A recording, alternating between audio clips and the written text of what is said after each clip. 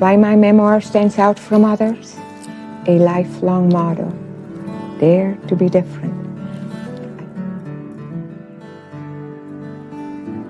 Although their stories are quite different, each is compelling in its own way.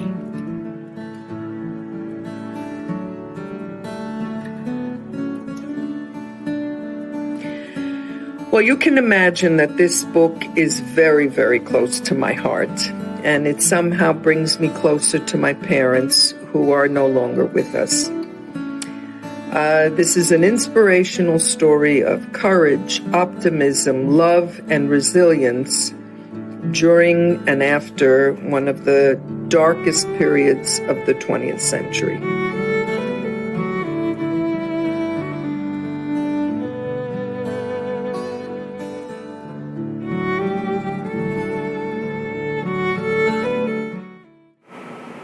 Hello, my name is Wenling Liu. I'm a librarian here at the Scottsdale Public Library. Welcome everyone to the last episode of the virtual local author book talk series. This is an opportunity for the authors to share their books and their passion for writing. In connecting the community to our local authors, we hope to showcase their talent and share their stories. But before we introduce the authors we'll feature today, let us tell you a little bit about our local author collection. The local author collection started in 2009, born out of the Eat Local movement, which encouraged people to buy and eat food harvested from their own community and reestablish a connection between the eater and the grower. In the same spirit, our local author collection showcases the literary, musical, and filmmaking efforts of our community and introduces library users to unique homegrown talent. The collection started with about 37 authors and now has reached almost 800 authors. On November 6, 2010, the Scottsdale Public Library hosted the first local author program called Write Local, a writer's workshop, leading to the creation of the local author book sale, which has become one of the library's signature annual events. Arizona residents of all ages are encouraged to submit their books, music CDs, and DVDs for consideration. You can find the submission form and more information at our website. Each of our 4 library locations holds a section of our local author collection, and holds can be placed on the items from our library catalog. We're so excited for you to meet some of these local authors. Thank you, Michelle, for narrating a brief history of our local author collection.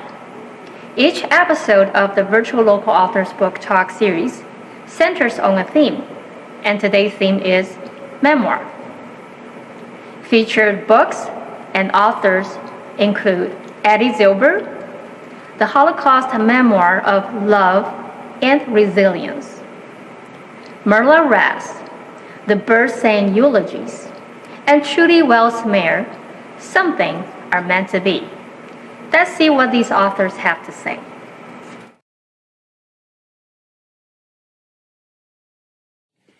Hi, my name is Ettie Zilber, and I'm really honored that my book is part of the collection of the Scottsdale Public Library. It's entitled A Holocaust Memoir of Love and Resilience, Mama's Survival from Lithuania to America. Now, I chose this black and white photo of my parents for the cover because it shows them physically recuperated from their horrible war experiences during the Holocaust. And here they are in a displaced persons camp in Landsberg, Germany. And they were very much in love. And I was born very short while thereafter in this camp. Now, many asked me what inspired me to write this book. The truth is, I had no intention of writing or publishing a book. I originally only wanted to get my mother's testimony so that my sisters and I could hear it from start to finish. All our lives we only heard snippets and not always in chronological order. Sadly, we missed recording our father's story, so we were determined to record Mom's stories and make these stories available to our children and our grandchildren so they would know their roots. So after I finished transcribing the recordings and putting the story in chronological order, I started researching the events through primary sources. Now, it's not that I didn't trust my mother's memory. Actually, she was spot on with her memory. I simply wanted her words to be corroborated with other sources so that no one could ever deny her story. Then once I had some free time and a little bit of extra money, I decided to take a trip to Lithuania and Poland, sort of in my parents' footsteps. And while I was there, I kept a journal and I wrote about my feelings and my findings. And this memoir now took on a life of its own, and I was encouraged to publish it. And so, in fact, this book is a double memoir. Now, as a double memoir, it's very unique because I reflected on how my parents' Holocaust experiences impacted me as a child of survivors of genocidal trauma. Much research has been done on the psychological effects of severe trauma on the individual, as well as the psychological impact on their children. But in recent years, there's been a focus on the physiological changes in the body due to trauma and how that affects subsequent generations. It's called transgenerational transmission of trauma. It's a fascinating field of research. Now, the book is special for another reason, because it's quite rare to have a memoir from a Lithuanian Holocaust survivor. And the reason for that is less than 5% of the population, the Jewish population of Lithuania, survived to even tell the story. Well, you can imagine that this book is very, very close to my heart, and it somehow brings me closer to my parents who are no longer with us. This is an inspirational story of courage, optimism, love, and resilience during and after one of the darkest periods of the 20th century. I now devote my time to speaking to youth and adults in schools, universities, at conferences, and at book clubs. So you can contact me at aholocaustmemoir@gmail.com. I love to hear from readers. Thanks for listening.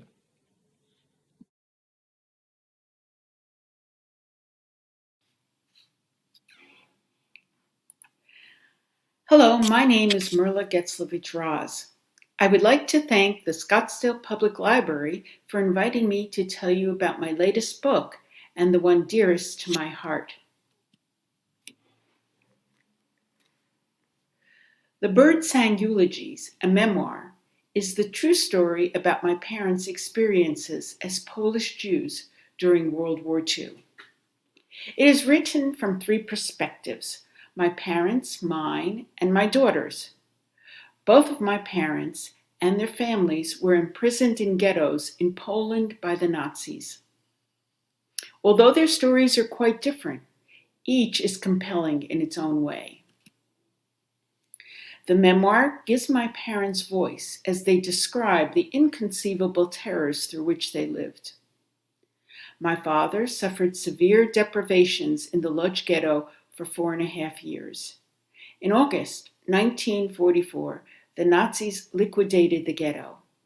All the Jews were shipped to Auschwitz. My father was the youngest of 7 children. Before the war would end, the Nazis would kill his parents, 5 siblings, and a young nephew.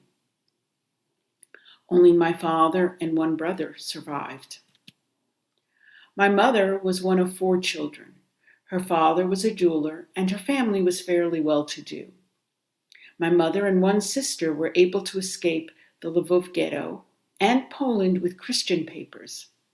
Ironically, They fled to Germany, where they worked until they were liberated by the Russians. The chaotic aftermath of liberation left my mother reeling. I detail the post-war continued victimization of the Holocaust survivors and the trip my parents and I took to Poland. It was quite the experience for me, and in many ways totally unexpected. I would like to tell you about the cover of the book. I discovered this photograph in 2017. It is a picture of my father taken on August 27, 1944. He is being herded out of the Lodz ghetto for the train that will take him and the other Jews to Auschwitz.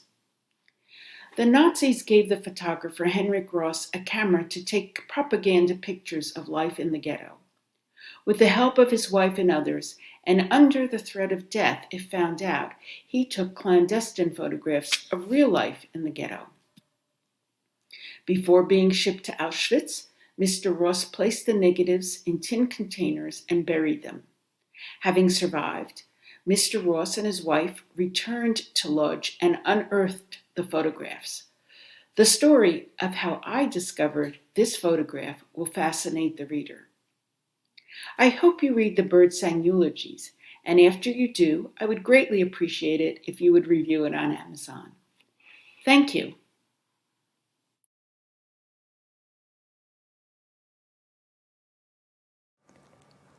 Hi, I'm Trudy. Some Things Are Simply Meant to Be is my first book, to be released in 2021.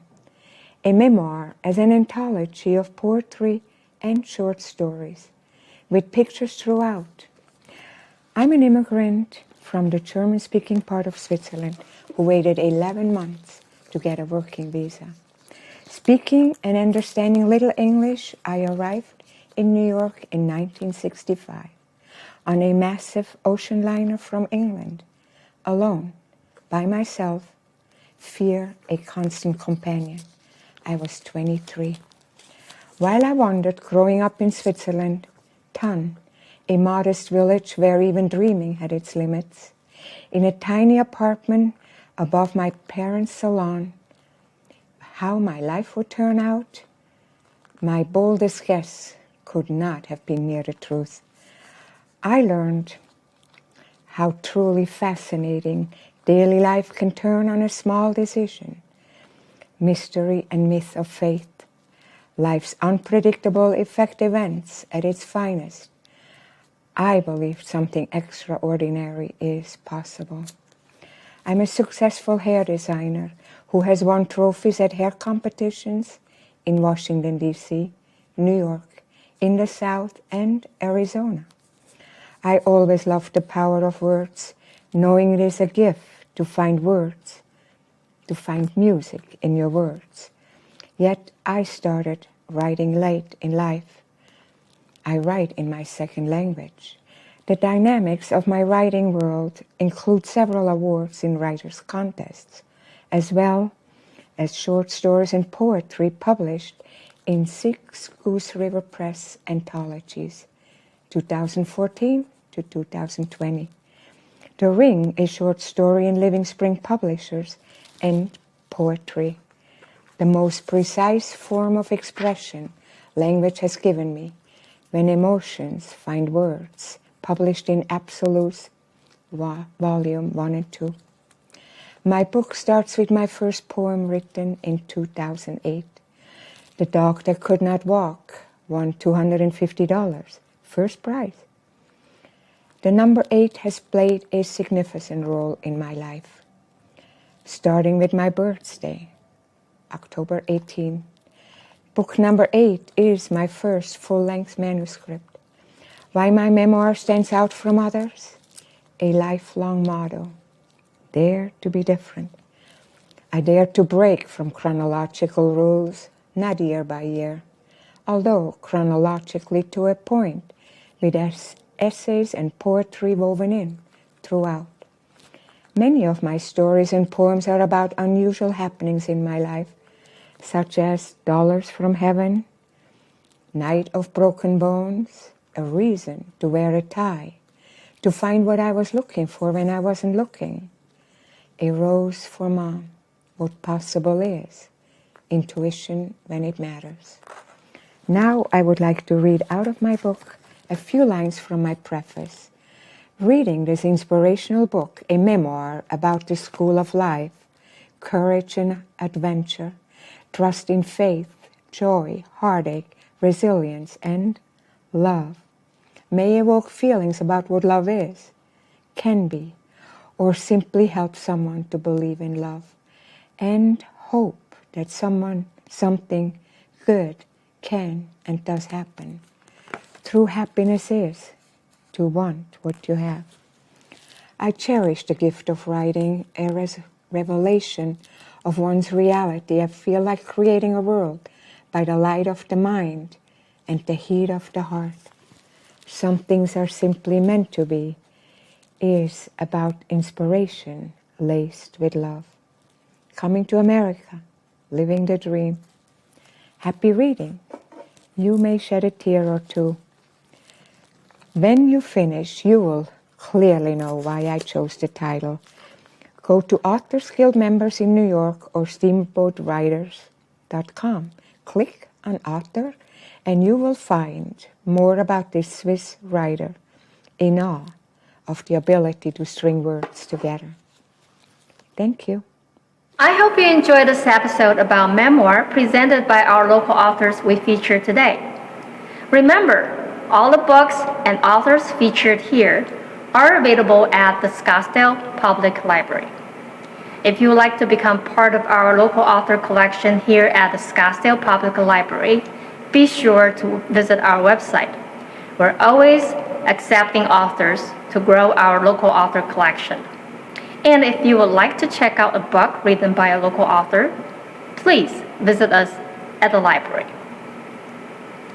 Well, that wraps up our entire virtual local author book talk series. We hope you enjoy this program.